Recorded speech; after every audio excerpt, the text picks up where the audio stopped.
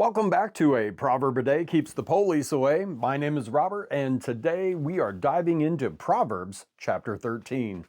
This chapter shows us the stark difference between the rewards of wise choices and the pitfalls of giving into temptation.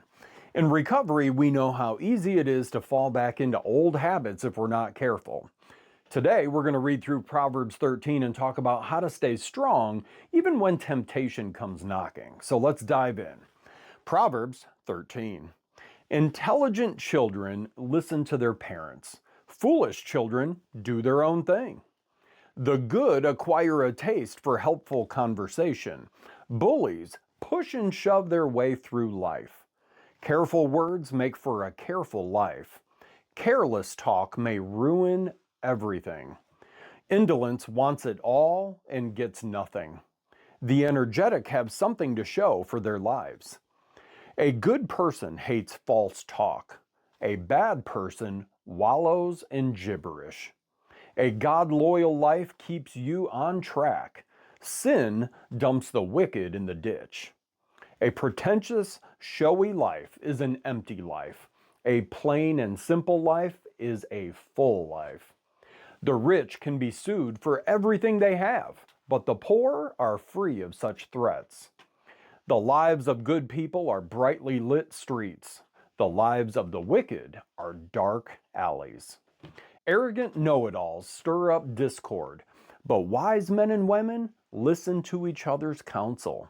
Easy come, easy go, but steady diligence pays off. Unrelenting disappointment leaves you heartsick, but a sudden good break can turn life around. Ignore the word and suffer. Honor God's commands and grow rich. The teaching of the wise is a fountain of life, so no more drinking from death-tainted wells. Sound thinking makes for gracious living, but liars walk a rough road. A common-sense person lives good sense. Fools litter the country with silliness.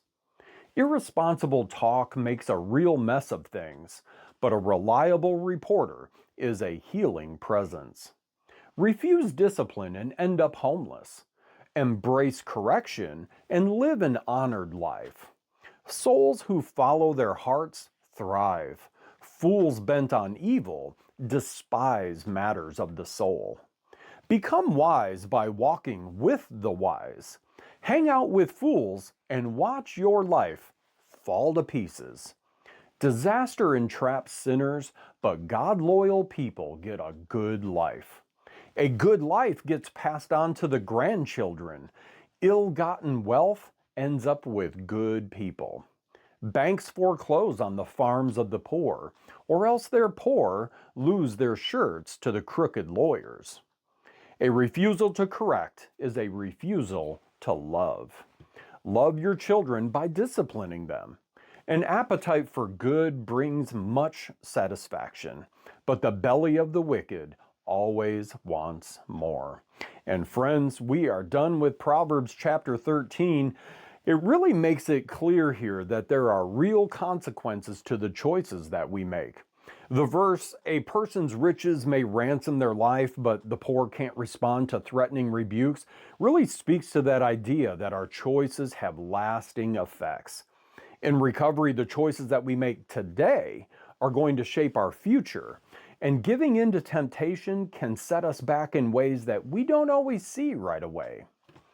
The thought of the day: are the choices that you're making today setting you up for long-term success, or are they leading you down a path of regret? Temptation might seem harmless in the moment, but the consequences often last much longer than we think. In recovery, resisting temptation is about playing the long game. Each wise decision builds toward a better future, while giving in can bring setbacks that we just didn't see coming. Quote of the day: "The chains of habit are too light to be felt until they are too heavy to be broken," by Warren Buffett.